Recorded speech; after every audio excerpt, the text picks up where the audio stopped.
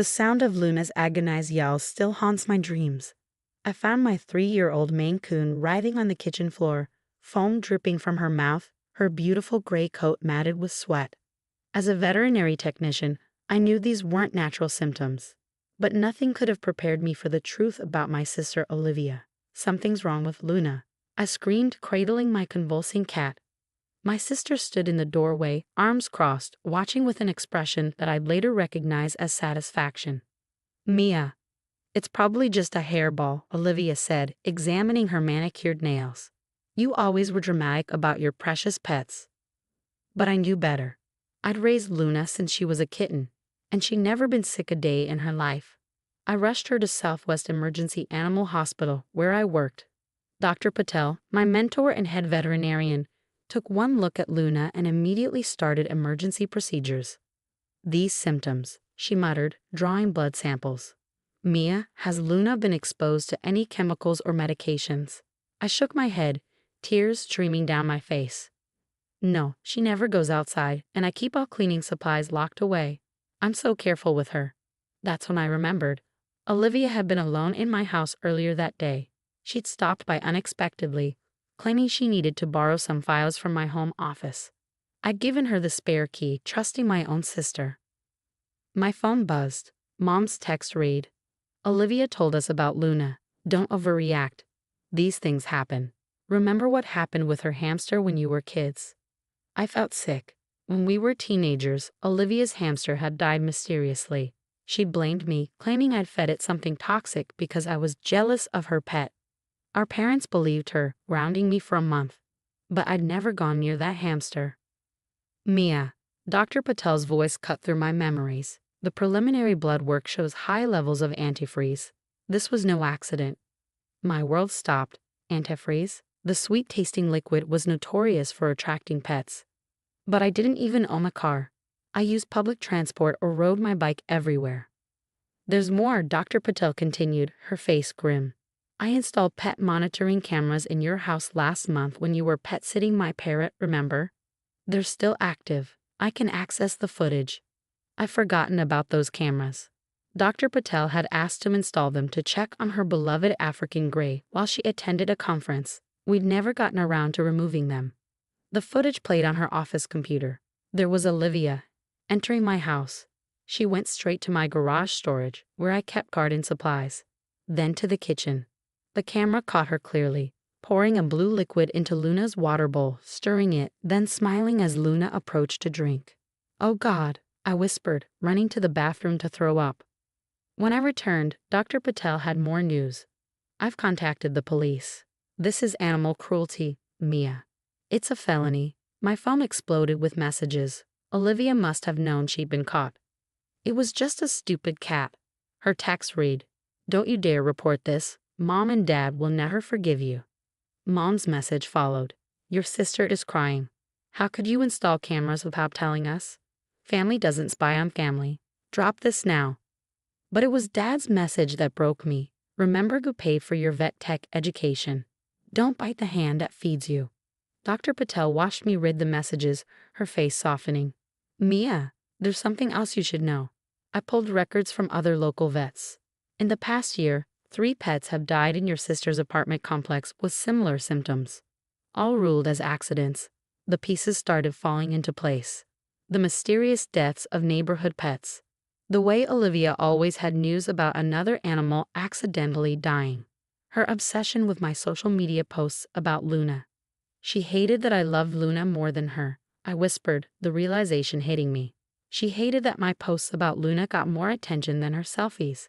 The police arrived as Luna's condition stabilized. Officer Torres took one look at the footage and started taking notes. "We'll need all the vet records," she said, "and those text messages from your family. This shows premeditation." My hands shook as I forwarded everything. In the treatment room, Luna lay connected to IV fluids, fighting for her life.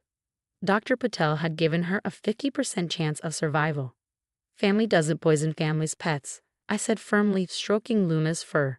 "And I won't stay quiet this time." The security footage kept playing on the computer screen, showing my sister's satisfied smile as she watched Luna drink the poisoned water. This time she wouldn't get away with it.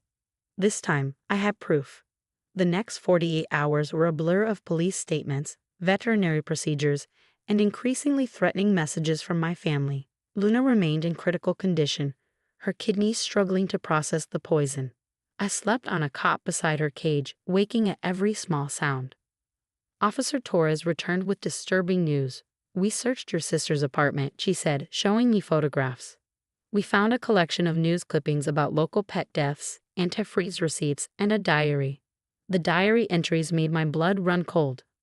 Olivia had detailed each animal's death, describing their suffering with disturbing enthusiasm. The latest entry was about Luna. "Soon Mia will learn what it's like to lose something she loves. Maybe then she'll pay attention to her real family." There's more, Officer Torres continued. Security cameras from the pet store where she worked in college showed her tampering with animal food. Several pets died mysteriously during her employment there.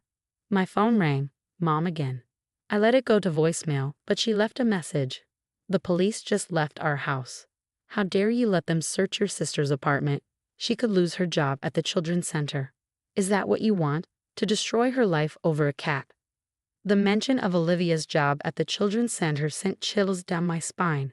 She worked with vulnerable kids, and she took pleasure in hurting helpless animals. Dr. Patel entered with Luna's latest blood work. "She's fighting hard," she said, showing me the results. But I found something else. The type of antifreeze used, it's professional grade, not the kind you buy in stores. It's the same type linked to those other pet deaths in your sister's complex. The evidence was mounting, but so was the pressure from my family. Dad showed up at the clinic, his face red with anger. "Drop the charges," he demanded. "We'll pay Luna's vet bills. We'll get Olivia therapy. But if you do this, you're no longer our daughter." I looked at him, really looked at him, and saw what I'd missed all these years. The way he'd always excused Olivia's cruelty, called it high spirits or just playing around. "You knew, didn't you?" I asked quietly. "About the other animals? That's why you never let me get a pet as a child." His silence was answer enough. The breakthrough came from an unexpected source. Sarah, Olivia's college roommate, contacted Officer Torres after seeing the news. "I should have said something years ago," she said in her statement. "She would hurt stray animals on campus, then pretend to find them and help them. She loved the attention it got her." My mother tried a different approach, showing up with their family lawyer. "We can handle this privately," the lawyer suggested. "Your sister's young, she has her whole life ahead of her. Think about how this will affect her future." "Think about how it affected Luna's future," I replied, "and all the other animals she killed." Dr. Patel stood beside me, her hand on my shoulder. "The evidence is going to the DA," she said firmly. "This isn't just about Luna anymore." That evening, Luna showed the first signs of improvement.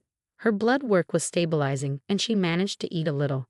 As I sat with her, stroking her fur, Dr. Patel showed me something on her tablet.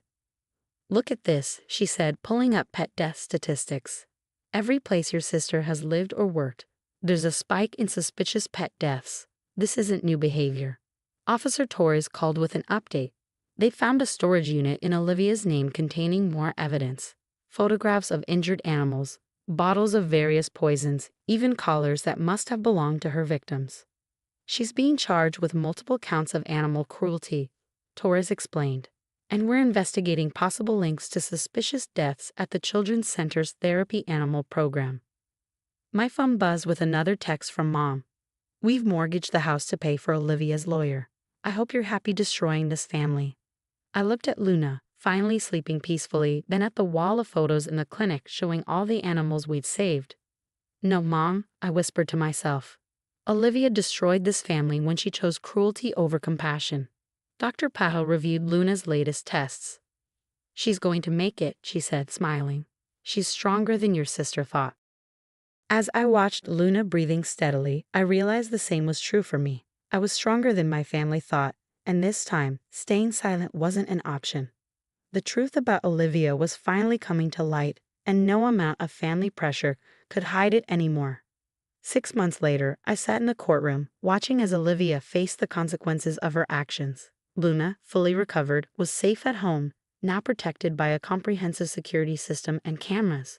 The trial had revealed the full extent of my sister's crimes, 23 confirmed cases of animal cruelty spanning 5 years. My parents sat behind Olivia, both looking aged beyond their years. Mom still wouldn't meet my eyes, but Dad had sent a letter last week, a rambling confession about ignoring the signs of Olivia's cruelty since childhood. We thought if we pretended it wasn't happening, it would stop, he'd written. We were wrong. Dr. Patel testified about Luna's case, presenting clear medical evidence and the damning security footage. Other veterinarians from across the state shared similar stories, creating a pattern that couldn't be ignored. But it was the testimony from the Children's Center that proved most devastating. 3 therapy animals died under suspicious circumstances during Miss Sullivan's employment. The center's director testified. Each time, she was the one who discovered them and comforted the children. We now realize she was creating trauma to position herself as a savior. Olivia sat emotionless throughout most of the trial, but she broke when they played the compiled surveillance videos, a montage of her methodically hurting animals, then pretending to help them. Her carefully constructed facade cracked. "They're just animals," she screamed, jumping up. "Everyone always loved their stupid pets more than me. Even our parents paid more attention to Mia's achievements with animals than my real accomplishments." The judge's sentence was severe: 5 years in prison, lifetime ban from owning pets or working with animals or children, mandatory psychiatric treatment, and full restitution for veterinary costs to all identified victims. As they led her away, she looked back at me. "I should have used more antifreeze," she spat. "Should have killed that cat faster." Those were the last words my sister ever said to me. The aftermath brought unexpected healing. The case gained national attention, leading to stricter laws on animal cruelty and better monitoring systems in pet-related businesses. My parents entered therapy, finally confronting their role in enabling Olivia's behavior. Luna became something of a local celebrity. The clinic used her story to educate people about pet safety and the importance of reporting animal cruelty. Dr. Patel promoted me to head veterinary technician, and together we established a fund for emergency veterinary care for abused animals. "You know," Dr. Patel said one evening as we finished treating a rescue puppy, "Luna's case probably saved countless other animals. Your courage to speak up changed things." My phone buzzed. A text from Mom, her first direct communication in months. "I saw Luna's picture in the paper. She looks healthy. I'm sorry I didn't protect you both." It wasn't full reconciliation, but it was a start.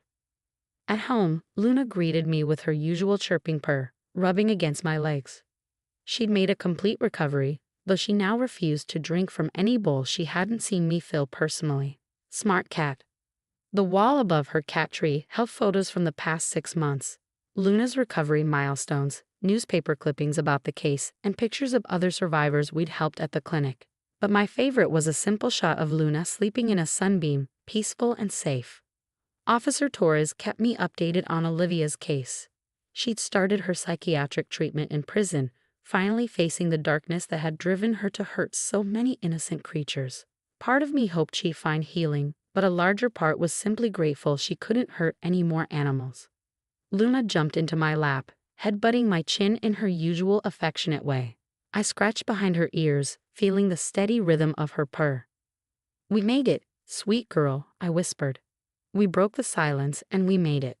Sometimes the hardest part of healing is facing the truth about family. But as I sat there with Luna, surrounded by evidence of positive change and new beginnings, I knew we'd chosen the right path.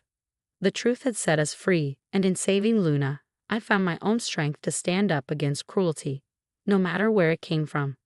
Some family bonds are broken for good reasons, but new bonds, forged in courage and compassion, take their place. Luna and I were proof of that.